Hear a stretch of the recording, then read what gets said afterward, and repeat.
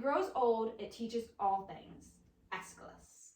Aeschylus is known as the father of tragedy. Tragedy is something that Greek mythology is no stranger to. Humans have been on this earth for what is believed to be 300,000 years. In this time, we have accumulated many different cultures, traditions, and religions. One of the religions that we have gathered resides in the city of ancient Greece. We have all heard of Greek mythology at one point or another, whether that be in school or just books in general.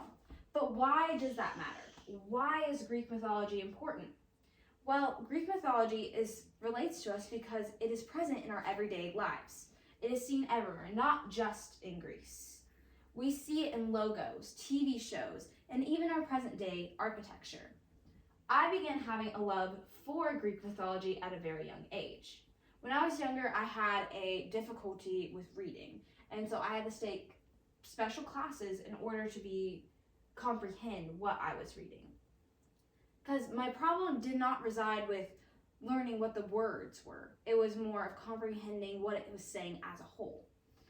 The first book that I was able to actually comprehend was of the Greek knowledge name, Heracles. Heracles was a demigod who had immense strength, and he defeated many different monsters. Naturally, I wanted to learn more about the Greek gods and goddesses because it was the first thing that I had ever come to understand. I became very fascinated with the topic. I wondered how one story could be told a million different ways and how there could be just so many different interpretations of it. I wanted to know why it always changed. And I also became very curious on how Greek mythology even came about. Why was it created? These are all questions I asked myself, and as I grew older, I gradually began to explore. In this talk, I will give you not only a brief history over the subject and its origins, but why it is important to us. Greek mythology can be seen in almost every time you leave your house, or even when you stay in. It is everywhere. As I said before, it can be seen in logos, TV shows, and even our architecture, and those are just a few of the topics that we will be exploring. To start off, I think it is important to have a brief background on the subject. What is Greek mythology? How did it begin? Well, Greek mythology is a cluster of stories centering around heroes, gods, and the ritual practices performed by the ancient Greeks. In ancient Greece, it was viewed as stories from true accounts, and it was marked as religion. They prayed, they worshipped, and they sacrificed to these Greek gods. Though it is hard to give an actual date, time, and reason why it started, a lot can be inferred. A big contributor to their religion was our basic lack of knowledge. We wanted to know things. We wanted to know, why does the sky thunder? Why do the tides rise? And what's going to happen to us once we leave the land of the living, once we die? They wanted knowledge, and in their own way, they achieved it. As time passed, however, Greek mythology became what it is today, just myths. There are still some, but very few, who believe in the religion. Though the belief in the ancient religion has mostly died out, a researcher known as James Head found that 2% of Greece's population still believe in the religion. The myths today are still used to teach, and they can provide us with one or two routes, either showing us what is morally good or what is morally bad. Greek myths can get dark very fast. There are many stories that include rape and sexual assault, and it can be very, very hard to read at times. They were often used as warnings, and considering the time, we had equal rights as men during this time, so it was mostly towards women. Present in many of the myths were the Greek gods cheating on their spouses. This is believed to be a form of trying to place complacency in women so that they wouldn't be as mad with their husbands when they cheated. Athenian men saw often sought out female companionship in those who were not their wives, but claimed it was the wife's fault. It did not matter how it happened, but the end conclusion, which it was the wife's fault, even if it wasn't. Now that we know a brief origin of how and why Greek mythology came to be, we can get into how it is still seen in our everyday lives. Architecture. We see it everywhere we look. There are so many different buildings. Each have a different design and mainframe to them. If you look closely, you will find many designs showing signs of Greek mythology.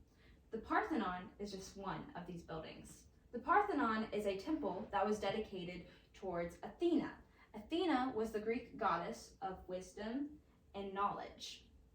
There are many different myths on how Athena came to be, but all agree on the same fact that Athena was the daughter of Zeus. This is another example of how Greek mythology and its interpretations are not just one, but many. Greek mythology is often misunderstood. In an interview made by Princeton University, Claude Calme says modern-day misconceptions view Greek mythology as a single mythology when it is rather an archaeology. Another place where you can see Greek mythology in modern-day architecture is the White House. While the architect did not use primarily Greek styles, it is incorporated many times throughout it. It is important to know because it is a part of the reason why Greek mythology still affects us today.